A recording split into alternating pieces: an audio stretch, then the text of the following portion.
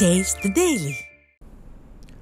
மக்களை காப்போம் தமிழகத்தை மீட்போம் புரட்சி தமிழரின் எழுச்சி பயணத்தின் 56வது நாளில் அதிமுக பொதுச் செயலாளர் எடப்பாடி கே பழனிசாமி திண்டுக்கல் மாவட்டத்தில் பிரச்சாரம் மேற்கொண்டு வருகிறார்.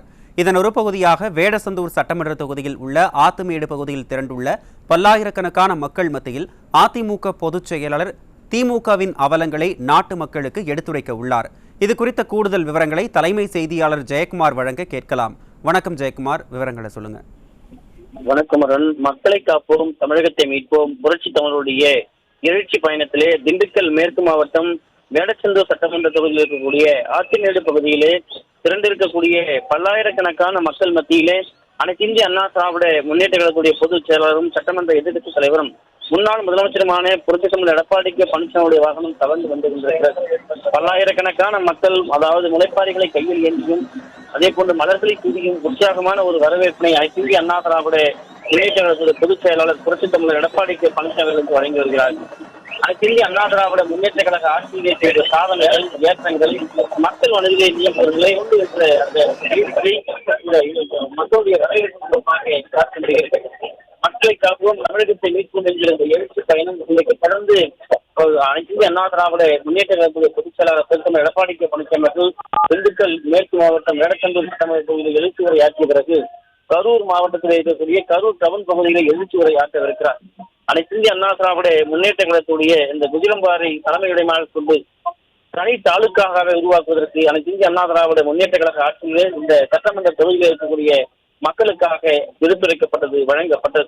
வேடச்சந்தூர் பகுதியில் விவசாயிகள் பயன்பெறும் வகையிலே, அதாவது ஜேனன் கோட்டை என்கிற பகுதிக்கு ரூபாய் 4.16 கோடி ரூபாய் மதிப்பீட்டிலே முருங்கை பதப்படுத்தக்கூடிய அந்த நிலையம் அமைத்துக் கொடுக்கப்பட்டது. முருங்கை பதப்படுத்தக்கூடிய அந்த நிலையத்தின் மூலமாக ஏராளமான விவசாயிகளும் பெண்களும் பொதுமக்களும் ஏற்றம் பெற்றது குறிப்பிடத்தக்கது. அனைத்து இந்திய அண்ணா திராவிட முன்னேற்ற கழக ஆட்சியிலே மக்களுக்காக இப்படி பல்வேறு திட்டங்களை விவசாயிகள் ஏற்றம் பெறுவதற்காக, விவசாயிகள் விளைவிக்கக்கூடிய அந்த காய்கறிகளை அதை பதப்படுத்துவதற்காக, முருங்கைக்காயினுடைய விவசாயிகளை பாதுகாப்பதற்காக, விவசாயிகளுடைய பாதுகாவலராக இருக்கக்கூடிய அனைத்து இந்திய அண்ணா திராவிட முன்னேற்ற கழகத்துடைய பொதுச் செயலாளர் புரட்சி தமிழர் எடப்பாடி கே பழனிசாமி அதனை செய்து கொடுத்தார். தக்காளி, புளி போன்ற விவசாய பொருட்கள் குடிப்பதனை கிடங்கில் பாதுகாக்கவும், மதிப்பு கூட்டப்பட்ட பொருளாக உற்பத்தி செய்தவும், ஐயரூரிலே மினி உணவு பூங்கா ஒன்று அனைத்து இந்திய அண்ணா திராவிட முன்னேற்ற கழக ஆட்சியிலே அமைத்துக் கொடுக்கப்பட்டது. வேடச்சந்தூர் சட்டமன்ற தொகுதியை பொறுத்தளவுக்கு தமிழ்நாட்டிலே அதிக அளவில் 18 அம்மா மினி கிளினிக் இருக்கக்கூடிய ஏழை எளிய மக்கள் ஏற்றம் பெறவும், அவருடைய உடல் நலத்திற்கு தேவையான அந்த சுகாதார நிலையை பெறுவதற்கும் இதனை அமைத்துக் கொடுத்தது அனைத்து இந்திய அண்ணா திராவிட முன்னேற்ற கழக அரசு. ஆனால் இந்த திமுக அரசு அரசியல் காழ்ப்புணர்ச்சி காரணமாக தமிழகம் முழுவதும் அமைக்கப்பட்டிருந்த 2000 அம்மா மினி கிளினிக் மூடப்பட்டிருக்கிறது. அனைத்து இந்திய அண்ணா திராவிட முன்னேற்ற கழகத்துடைய பொதுச் செயலாளர் புரட்சி தமிழர் எடப்பாடி கே பழனிசாமி அவர்கள் ஒவ்வொரு சட்டமன்ற தொகுதியிலும் எழுச்சி உரை ஆற்றுகிற போது 2000 மினி கிளினிக்களை நீங்கள் மூடுவீர்கள், ஆனால் 4000 மினி கிளினிக்களை நாங்கள் 2026 ஆட்சிக்கு வந்ததும் ஒவ்வொரு கிராமங்களிலும் 4000 மில்லிக்கு மொத்தமாக தமிழகத்திலே சிறப்போம் என்கிற வாக்குறுதியை அவர்கள் அளித்திருக்கிறார்.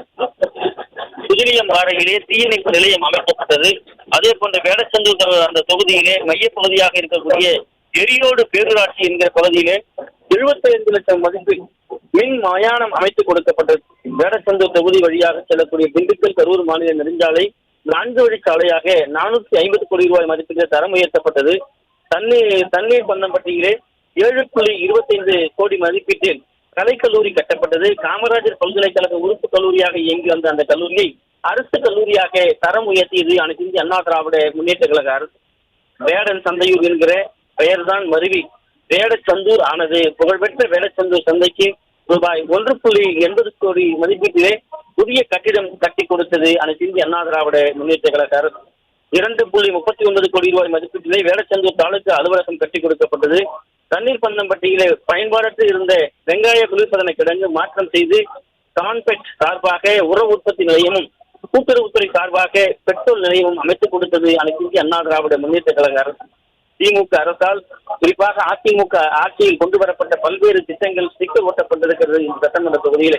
அனைத்து இந்திய அண்ணா திராவிட முன்னேற்ற கழக ஆட்சியிலே குஜிலம்பாறையிலே தனி தாலுக்காவாக அறிவித்து அலுவலக கட்டிடம் கட்டி ரூபாய் 3.5 கோடி ஒதுக்கீடு கட்டிடப் பணிகள் நடந்தன. திமுக அரசு வந்த பிறகு ஸ்டிக்கர் ஒட்டி திறந்து வைத்தார் அந்த முதலமைச்சர். குறிப்பாக அனைத்து இந்திய அண்ணா திராவிட முன்னேற்ற கழக ஆட்சியிலே திருப்பூரணம் நரசிங்கபுரம் இடையே பாலம் 7 கோடி ரூபாய் மதிப்பீடு அமைத்துக் கொடுக்கப்பட்டது. திமுக அரசு அதை பயன்பாட்டிற்கு கொண்டு வந்து ஸ்டிக்கர் ஒட்டியது குறிப்பிடத்தக்கது. மழைக்காலத்திலே உலகநாட்டில் ஏற்படக்கூடிய வெள்ளப்பெருக்கினால் பாதிக்கப்பட்ட கருப்பதேவனூர் பொதுமக்களுடைய கோரிக்கை ஏற்று கருப்பதேவனூர் நாகர்கோணானூர் இடையே 2 பாலங்கள் ரூபாய் 4.5 கோடி ரூபாய் மதிப்பீட்டிலே அமைக்க நடவடிக்கை எடுக்கப்பட்டது. அனைத்து இந்திய அண்ணா திராவிட முன்னேற்ற கழக அரசு திமுக அரசு அதனை ஸ்டிக்கர் ஒட்டி திறந்து வைத்தது. வடமதுரை ஊராட்சி ஒன்றிய அலுவலக கட்டிடம் ரூபாய் 3.7 கோடி ரூபாய் மதிப்பீடு அதிமுக ஆட்சியில் வழங்கப்பட்டது. அதை திறந்து வைத்து ஸ்டிக்கர் ஒட்டியது திமுக அரசு.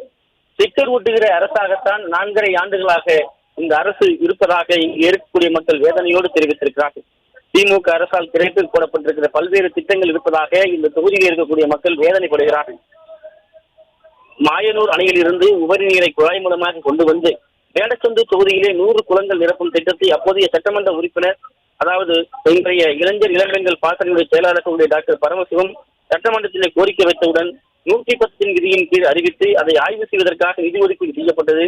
விடியா திமுக அரசு 4.5 ஆண்டுகளாக ஆகியும் அந்த திட்டத்தை கிடப்பிலே போட்டு வைத்திருப்பதுதான் இந்த ஆட்சியினுடைய லட்சணம் என்று இந்த தொகுதியில் இருக்கக்கூடிய மக்கள் வேதனையோடு தெரிவிக்கிறார்கள்.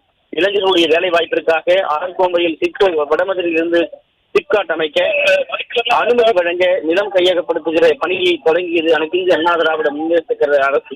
அரசியல் காழ்ப்புணர்ச்சி காரணமாக அந்த திட்டத்தை முடக்கியது திமுக. 4.5 ஆண்டு காலமாக சிப்காட்டை முடக்கி ஒரு துரும்பையும் கிள்ளி போடவில்லை என்பதுதான் வேதனையுடைய வெச்சம். அனைத்து இந்திய அண்ணா திராவிட முன்னேற்ற கழக ஆட்சியிலே இதே போன்ற திமுக அரசால் நிறைவேற்றப்படாத வாக்குறுதிகள் குஜிலியம்பாறை ஆரம்ப சுகாதார நிலையம் தரம் உயர்த்தி தருவதாக, தாலுகா மருத்துவமனையாக உயர்த்தி தருவதாக வாக்குறுதி அளித்தார்கள். அது இன்று வரை நிறைவேற்றப்படவில்லை. வடமருத்தில் புதிய பேருந்து நிலையம் அமைத்து தருவதாக சொன்னார்கள். அதையும் ஒரு துரும்பையும் கிள்ளி போடவில்லை. அதே போன்று இந்த பகுதியில் இருக்கக்கூடிய மக்கள் மாயனூர் அணையிலிருந்து வரக்கூடிய உபரி நீரை குழாய் மூலமாக கொண்டு வந்து வேடச்சந்து தொகுதிக்கு கொடுக்க வேண்டும், 100 குளங்கள் நிரப்பும் திட்டத்தை நிறைவேற்ற வேண்டும் என்ற கோரிக்கை இருக்கிறது. குடகனாறு அணைக்கு வரக்கூடிய நீரை திசைதிருப்பி விடப்பட்டதன் காரணமாக பிரச்சனை நீண்ட காலமாக இருந்து வரக்கூடிய பிரச்சனை. இதற்காக வல்லுநர் குழு அமைக்கப்பட்டு ஆய்வுகள் மேற்கொள்ளப்பட்ட நிலையிலே அனைத்து விவசாயிகளும் பயன்பெறும் வகையில் அதனை மேற்கொள்ளப்பட வேண்டும் என்கிற கோரிக்கை இருக்கிறது. அனைத்து இந்திய அண்ணா திராவிட முன்னேற்ற கழக அரசு அதனை செய்து கொடுக்கும். தற்போது அனைத்து இந்திய அண்ணா திராவிட முன்னேற்ற கழகத்துடைய பொதுச் செயலாளர் புரட்சித் தலைவர் எடப்பாடி கே பழனிசாமிகள் பல்லாயிரக்கணக்கான மக்கள் வெள்ளத்திலே வந்து கொண்டிருக்கிறார்.